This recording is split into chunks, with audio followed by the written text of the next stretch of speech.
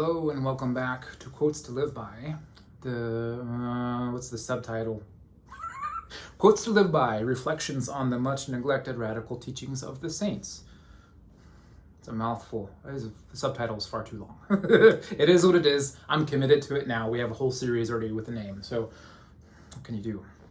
Anyways, if you've been following along for the last couple of weeks to months, thank you. But if you've been following along, you know that we've been parked in some short, witty sayings of St. Thomas Aquinas, not expounding, not going terribly deep, just having some reflections to some of Aquinas's really interesting one-liners and teachings. And last week, I dove in to the deep end of reflecting on a line of thought and the rule of Saint Benedict and his line of thinking about youth and how young people often have better ideas than those who are older. And I really went down the rabbit hole on that one for sure. I had to zip it by the end. I wanted to make another video, but I restrained myself. This week, we're going to move into another thinker. I'm not done yet with St. Benedict. There's a few more things I want to come back to in the rule, and I'm not done with Aquinas. I'm actually going to kind of cite him as well as we dive into somebody new. But I want to reflect on, which is a perfect book for this whole series. We could probably do like 300 more videos just based off of the writings of this guy, Baltasar Gracian.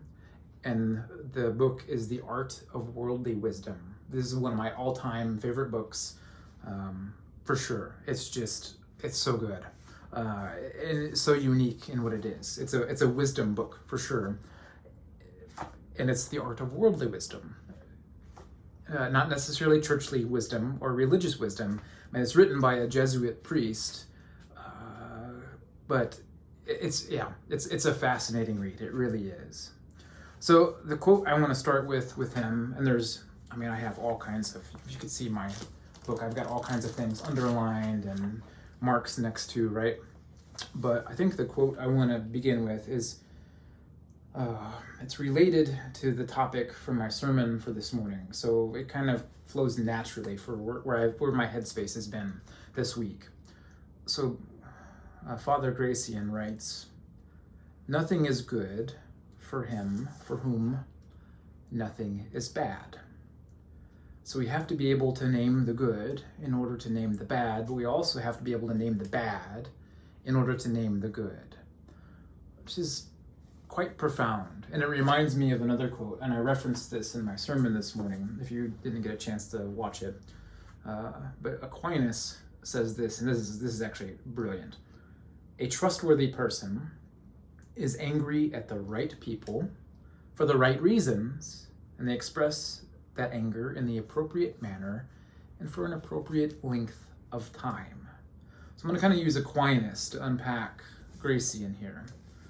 Somebody who can be trusted is somebody who knows how to be angry at the right people and the right things in the right way. So what's implied in this quote is somebody who is angry all the time for the wrong reasons, doesn't express it in the right ways, and is constantly angry, right? That person cannot be trusted.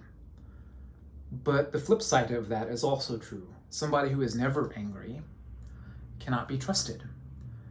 Not because they can't name the bad, according to Gracian, but also because they can't name the good.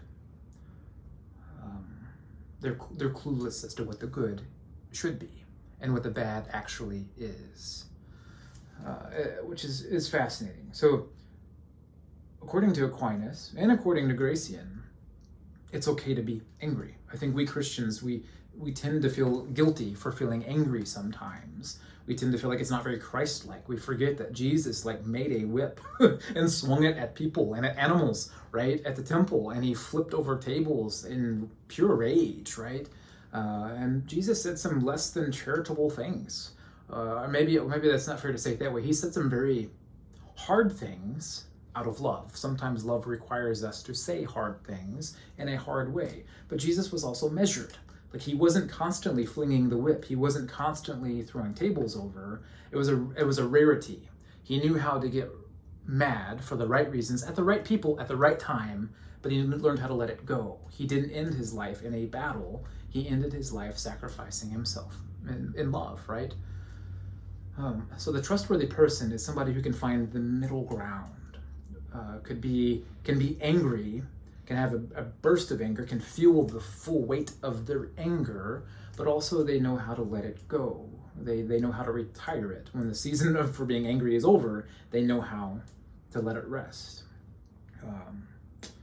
Yeah, that's the trustworthy person. The trustworthy person, gets angry for the right reasons at the right people. I think we have a hard time in the church sometimes owning up to this, that it's okay to be angry with people. There are some people that we should get angry with in life. If that does not happen, it means we're just not living life, right? We just are oblivious to what's happening all around us. While there's plenty of joy and plenty of beauty and plenty of great things happening in our world at any given moment, and even at this moment, right?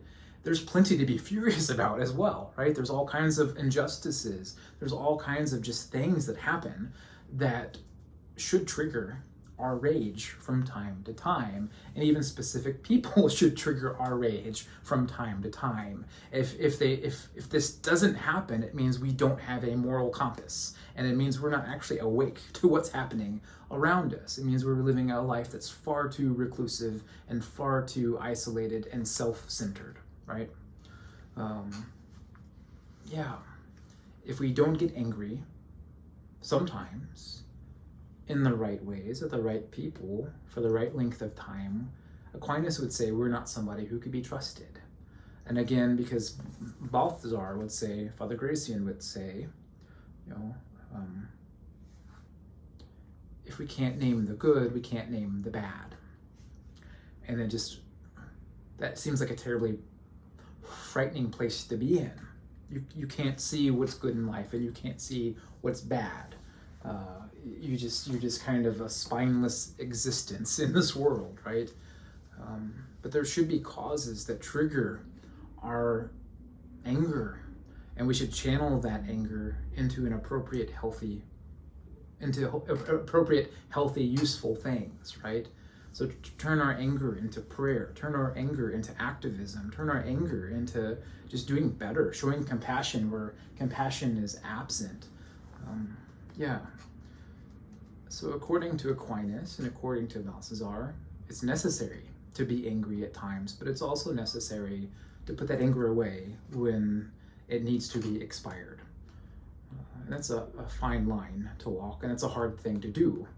And I'll stop there because that's actually where I go in the sermon from this morning. So if you want to learn more about how can you actually put that anger away, how can you utilize it for a season and then dismiss it, retire it, check out my sermon from this morning. It's called Anchor. There you go. So thanks for tuning in again. We'll see you back next week. Peace.